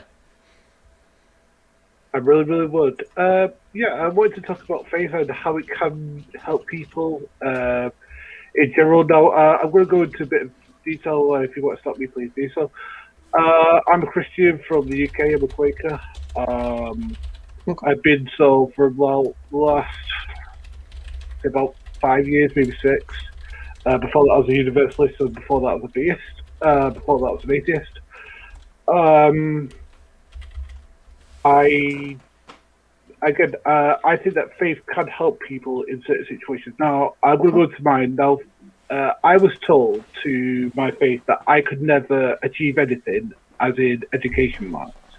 Now, the thing is with me, one of the biggest things I have going for me is that I'm a very stubborn person. So I believed or had faith that I could. The thing is that I believe the same way is religious faith. Because I came through it for a reason. I didn't go it through. I had a certain supernatural event happen to me, but I believe that faith happened in that certain degree that I believe that myself that I could do it, despite people telling me I can't. So that's what I mean with faith can have a positive impact. I believe that religious faith could have the same impact because I believe that I'm a better person now than what when I believe this. Again, for some people, it's that topic. I get. Sorry, I didn't mean to cut you off at the end there. I get what you're saying. So you're saying that because you had faith that you could do something, you felt more confident in your ability to do it, and therefore you did it better? No. I'm saying that I was told I could not do something, so I had no evidence that I couldn't. But I knew myself that I'm a very stubborn person, and again, I won't be told what I can and cannot do. If I know I can do something, then it's in my skill set, and I think I can do it, then why not? Your limitations are only what you put on yourself, and I think that the same is with religiously based faith. Because again, I cannot prove to you right now that God or whatever exists or does not. What I could prove to you is what the impact it's having in my life for God or better. Right. Okay, so yeah. No, I can address that real quick. So our beliefs impact our actions. If you believe that you're going to get hit by a car if you walk out in the street, even if you don't see a car, you're not going to walk out in the street. So if you believe that doing things that multiple aspects of society see as good, like, end up being better for you, you know what I mean? Like if, like, there are certain parts of being Christian that I definitely, think everybody should do, as far as, like charity and, being kind to people, stuff like that. Those are all things that Christians say they should do. Whether or not some of them actually do them is a different story. But the belief doesn't, the them doing good things leading to good things doesn't mean that the belief was correct. It just means that they did good things. Do you get what I'm saying? No, I absolutely get what you're saying, but what I'm trying to express is that it can have a positive outcome in their life. Like, for some people, the faith can transform them from being, let's say, for example, like a drug addict or gambling addict to something that could help them that way.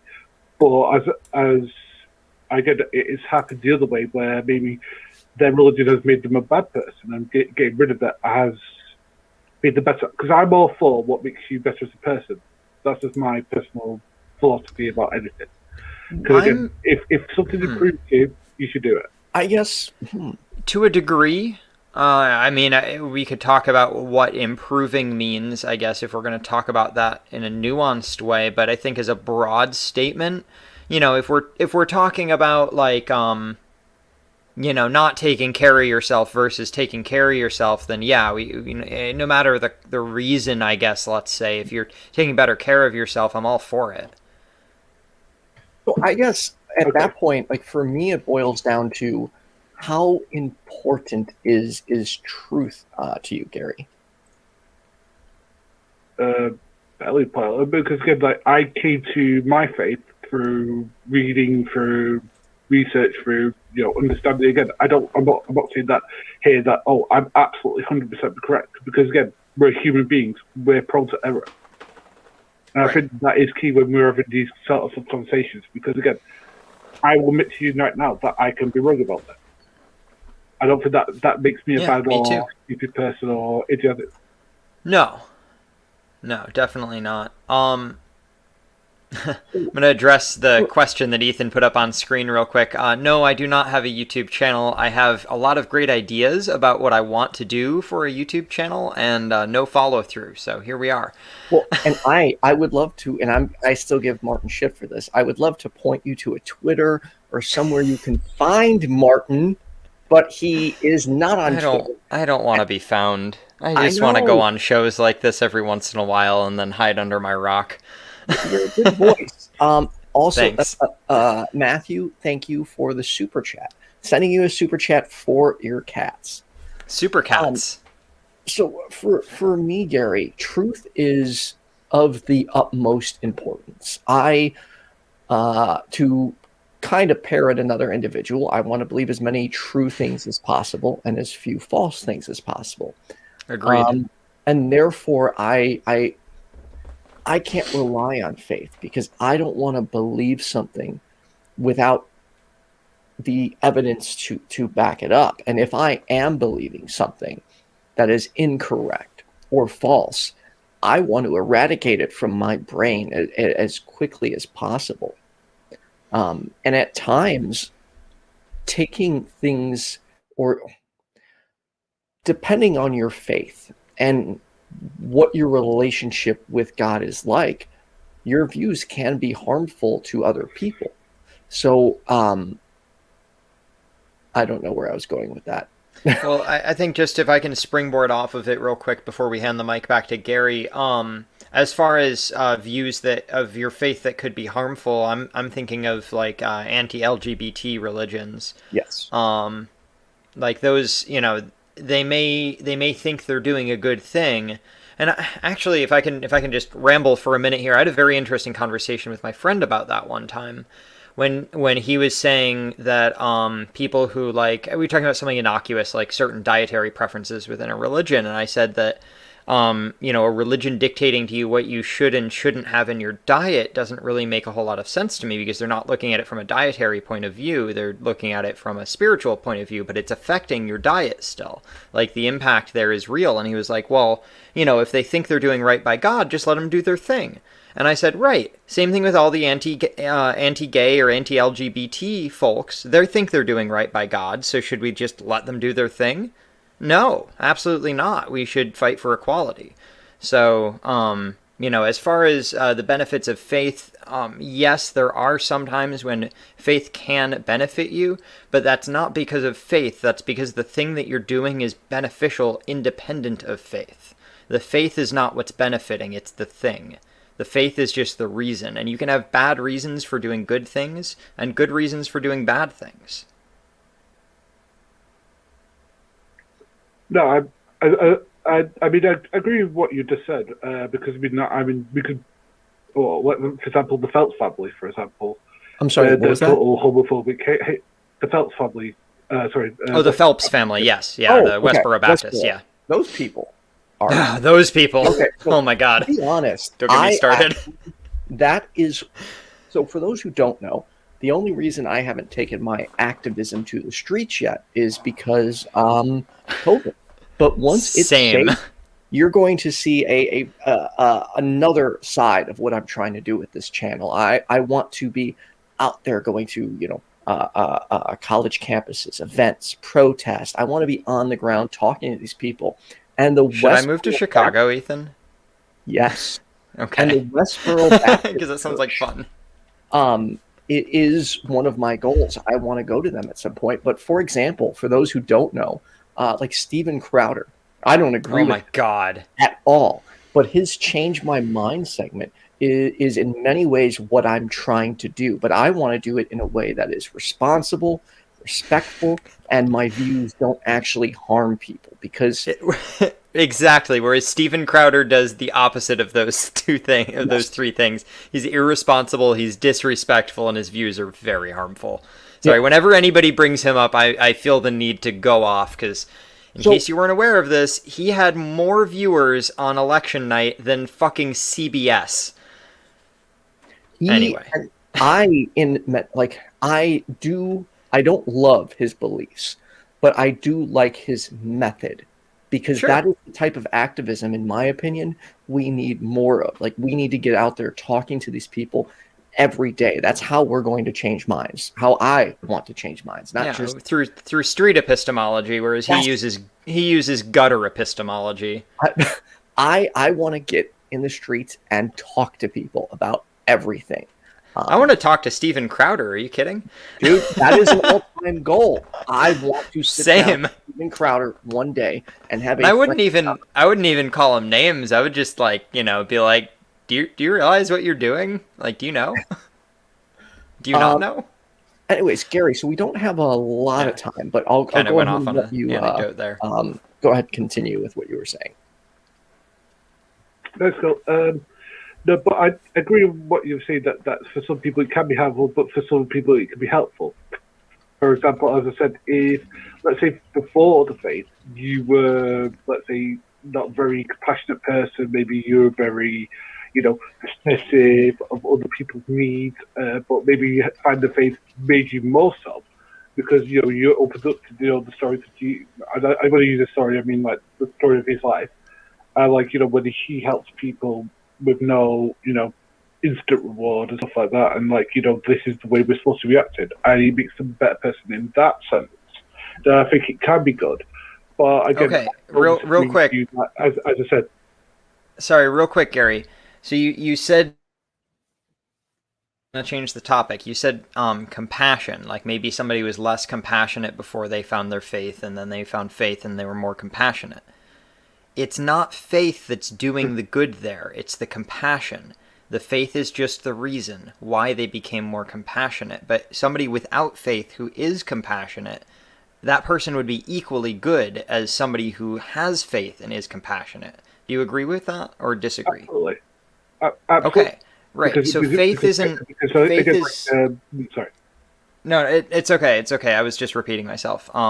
Faith is, again, the vehicle it's not the destination so much. And yeah, I think that, being compassionate is good whether or not you have faith, and whether or not faith is your reason for being compassionate. But please go ahead and continue. But I think that if it helps that person in becoming a better person, let's say, for example, with compassion, or makes them more charitable, or makes them more, I want to say the word responsible, but again, that might have negative connotations. But when I say the word responsible, I mean that more accountable to other people around them. So, like, maybe they've been to jail a few times and stuff like that, and it helps them.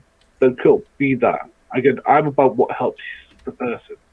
And again, Jesus has helped me in becoming a better person. It doesn't mean that I think that people without Jesus cannot be good people at all. Okay. Well, thank you for clarifying. Okay. Yeah, and I never thought you were saying that. Just to be clear, I never thought you were saying that. I was just pointing out that the traits that you were saying are admirable without faith, and I didn't think that you were putting down people without faith. So you haven't come off that way. Don't worry. Okay, I'll just clarify. No, thank you for clarifying. Absolutely. But I do think that faith can be beneficial, as I said before, to help people maybe who are struggling with things. Like, for example, as I said, when I was struggling with not being able to achieve things that I thought I could, it helps me. I'm not saying religious faith, I'm talking faith in my abilities. Because again, people tell me I couldn't do something and I knew I could. And I said, I'm religious faith is the same way that, again, the things that I know I should be doing, and again, faith gives me that extra nudge and see what Jesus did. Again, Jesus was in a know-nothing place of the world. I mean, he was in the Middle East, which at that time, was just a portion of the Roman Empire. It was nothing. It was the back end of nowhere. It'd be like someone from, I don't know, trying to think of a place like a know-nothing country now doing something like that. And I think that's what makes it special, is that he was a small person in a very small pond. I managed to become, very important that way. So we gotta quickly wrap this up. I am glad that your faith has helped you. However, and maybe it's like where I put my priorities. I just personally don't think faith is reliable, so I don't use it. Now, there are times I use my instincts, but that is usually based on the evidence at my disposal. But faith itself, the problem is you can literally justify anything with it. So I don't find it to be useful. Martin, do you have anything you'd like to say before we wrap up? No, just parroting what you said, that people can use faith to justify anything, and they have used faith to justify anything throughout time. So again, it comes down to the actions that we choose based on faith or whatever our reasoning may be. I just find that reasoning and faith are not synonymous, and I'd rather be reasonable than faithful. All right, and then Gary, in like 15 seconds or less, is there anything else you wanted to leave the audience with? Yeah, well, faith can be reasonable, but it depends how you go about it. But reason is always reasonable. Right. But if faith can be reasonable, then faith also is not reasonable at other times, making it default unreasonable. So things that are reasonable all the time. Right. That's what reason is. So if faith can be reasonable, that means that it isn't always reasonable. It depends on your approach. Well, no, I mean, I don't think faith can ever be considered a reasonable method, because again, as Martin said, reason always works. But Gary, I really appreciate you taking the time, waiting on hold for so long, and taking the time out of your day to talk with us. Yeah, thank you so much for calling, Gary. I imagine it's probably pretty early there, maybe. I'm not sure exactly where you are, but it says UK. Thank you for having me. And I would definitely invite you to call back next time. If I see your name next time, I'll make sure we get you up much earlier. So thank you. All right, take care, Gary.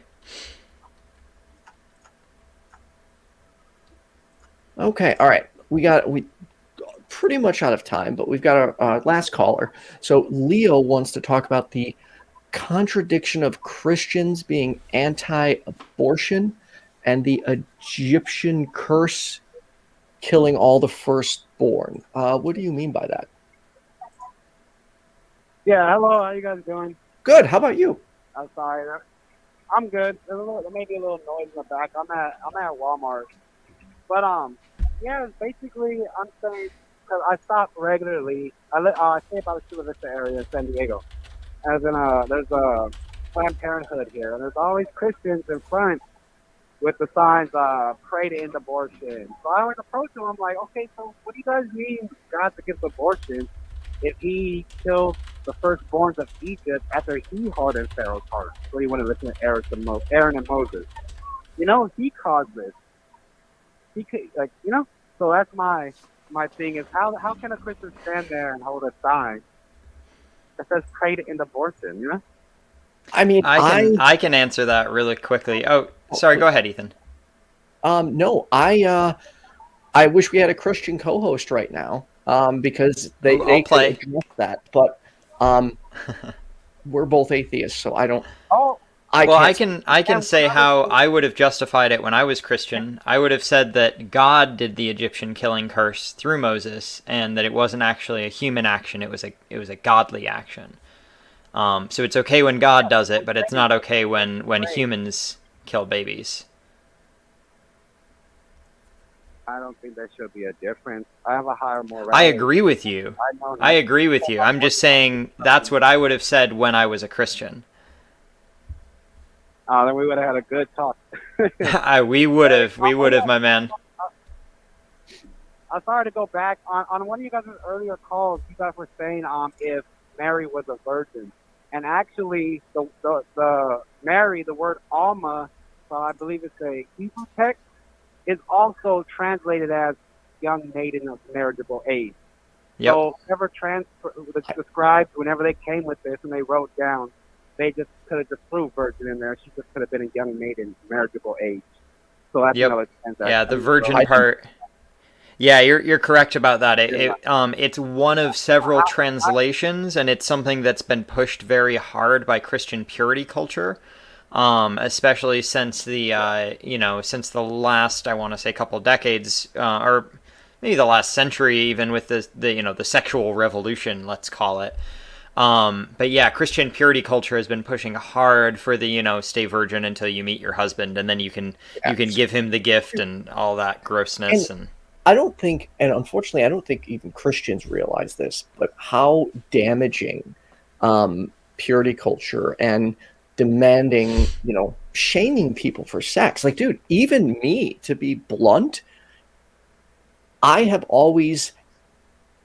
never really gotten to explore sexually because of the bullshit that was put in my head. For instance, after I lost my virginity, I went to tell a family member, and that family member ripped me apart and just friggin' like verbally beat me down. I'm bawling my eyes out, and I'm just like, and then I end up, because of how they reacted, I go to the woman, I'm like, I never should have slept with you. This was such a mistake. And she was devastated over this. And I actually didn't find this out until we reconnected in the past couple months. And I was like, dude, I'm so sorry, man. I'm like, one of my family members just effed me up. And the way I was raised, it's like that bullshit screws you up for, at times, the rest of your life and inhibits your ability to enjoy your life because you're sitting in this box that they made and demand you act that way. And then when you don't act that way, you feel ashamed of yourself. I've said this before in many of my broadcasts. To this day, because of the shit I had to deal with, I still feel broken. I don't feel like I'm a normal person. And yes, we can go into, what's normal, but it doesn't change the fact that on almost a daily basis, I feel broken for just being myself. And it's not just from a sex standpoint. It's just, I was never manly enough. even like the goofy things I do when I like dance or would strip at the bar, like trying to have fun. It's, you must be gay. Real men don't do that. Like that shit. See, and that's hilarious because I'm gay and I've never done that. See, yeah. These assumptions. And even when so for those, if you're on my Facebook, about 2 months ago, I went and for fun, I decided to do like a dance on a stripper pole. I got gold little stripper shorts and a gold hat. Oh, I saw it. Friends. Yeah. And I danced on a pole, and immediately, someone messaged me, "Hey, are you sure you're not gay?" And I'm just like, "Oh God, seriously? Like, just why? Like, why do we make these assumptions and put these people into boxes?" And then my friend, messaged me, and you wonder why people doubt your sexuality. It's like, one, who fucking cares what my sexuality is? But two, just because I dance or act goofy or don't have manly mannerisms doesn't mean I'm any less straight or any less valid as a person. Sorry, small tangent there. A little bit, but I feel like it was a good end cap on our discussion of purity culture. Yeah, and how it hurts. It really does. It does, and it's just like, I know that at some point I should be going to therapy so I can talk about all the crap that is in my head. But even that I have difficulty doing. Why? Because men don't talk about their feelings. Real men tough it out, right? Yeah. Like that's, and I even at one point I had a family member after becoming more liberal leaning and willing to talk about mental health call me a PUSSY, because now I'm actually addressing my feelings. And apparently, anxiety, depression, it's all just written off as, rub some dirt on it and get through it. But sorry, we are way over time. So I'm going to let you wrap it up with anything you'd like to close with. Oh, just honestly, and I will call for the next show too, but just the contradiction how somebody was saying they're homosexual. If Christians really followed the Bible, we should honestly be out here stoning homosexuals then, if you're a Christian. Because when Jesus was asked, and it's in the red writing, I have to go through my notes, but just really quick, Jesus, when he was asked, he said he did not come to abolish the old law. He came to fulfill it, and until heaven and earth disappear. I don't know about heaven, but earth is still here, so you must follow the old law. So as far as Christians stoning homosexuals, don't encourage them. No, definitely not. No. I hear what you're saying. I'm just having a laugh off of it. But yeah, no. If they really truly believed every word of the book, then yes, they would be throwing stones at me right now. And I'm looking around, and I don't see the only stone person I see here is Ethan in about 5 minutes. So. Do you guys do that? Do you guys have a Christian and an atheist debate? Because I feel like I'm self-taught. I think Ethan's having that coming up here in a bit, right? That was actually, so for those who don't know, yesterday I was doing a trial episode, which I'd like to do again. So when I originally created my channel, it was based on myself and my friend Larry the Christian. And I was trying to develop a call-in show where you would have an atheist and a Christian or theist co-host, so you could get two unique perspectives.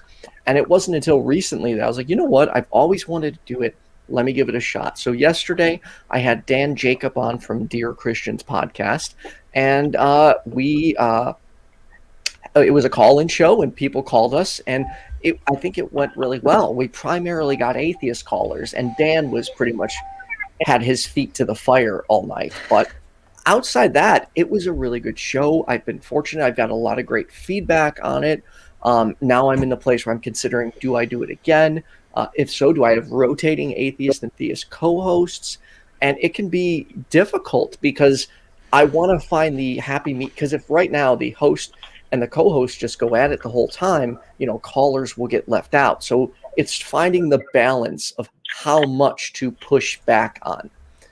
But yeah, Leo, I will. That show was yesterday. I'm definitely looking to do it again and have a Christian co-host. So I will I'll let you know when I do that next. But Leo, I'm sorry you did have to wait on hold so much, but I really appreciate your time. Yeah, thanks for calling in, Leo. It's perfectly fine. I enjoyed the show, you guys. So don't worry about the time. I'll wait as long as I got to talk. You know? Well, thank you. We appreciate that, man. We wish we could take all the callers as the first callers, but that's just, unfortunately, the universe doesn't work that way. All right, have a good night, man. Thanks, Leo. Yeah. All right. And to me, like, people's time is the most valuable thing. I was talking about this with a friend earlier, and how, yes, money helps, but when somebody gives me their time, that is the most valuable thing to me, because we do not get do-overs, and you can make more money, you can't make more time. And I personally lost 5 years of my life. So time is of the essence. To me, there's no afterlife, there's no second chance. This is my chance to make things right, and hopefully find a way to make a difference in this world, because I'm not going to get a second shot. Although I guess in a way it could be argued that I did get a second shot, since I was able to recover from, those circumstances. Martin, what do you have going on? I'm going to be on the nonprofits sometime in the next couple of weeks. I had about 3 weeks off because they worked me about to the to my breaking point, let's say.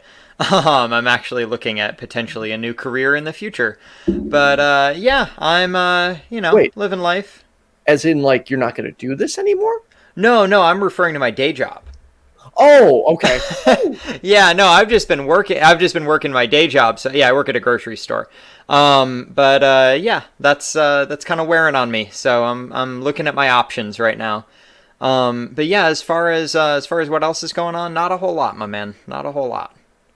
Right. Well, for those who don't know, we're back every Tuesday. Next Tuesday, it's going to be Holy Kool-Aid and myself on the channel. For those who haven't seen Holy Kool-Aid, I recommend checking him out. He's really good with conspiracy theories and supernatural claims. Like, bright guy.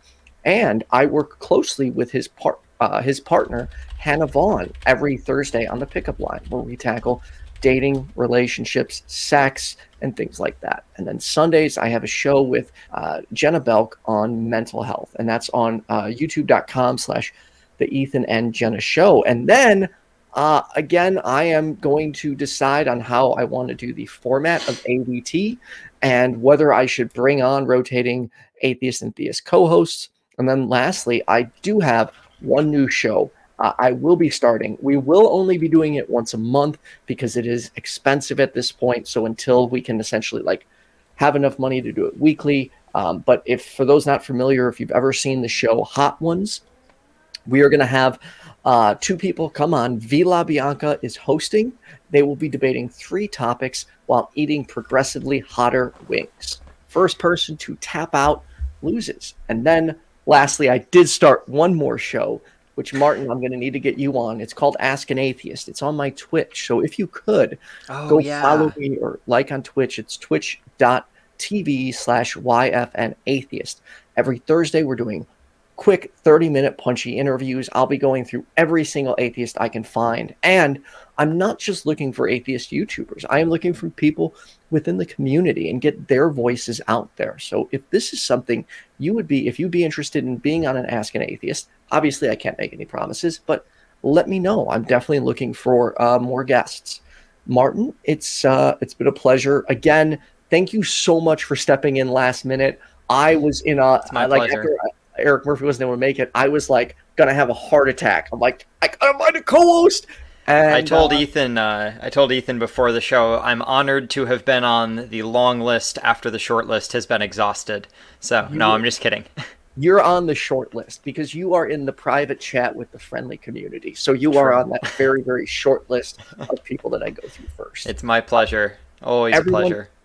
Make sure you like and subscribe. Also, I got to thank my top tier patrons: Cindy PLAZA, Kenneth, Leonard, Kathy Letto, JumpandShoot, Oz, Secular Rarity, Chianti and Fava Beans, Philip Leitch, Kaitlyn Beyond, Toast, Richard Gilliver, and Sunset Sarge. All of you are awesome, and I appreciate your patronage. And if you like what I do, consider becoming a Patreon for as low as $1 a month. I hope everyone has a safe week, and good night. Have a good night.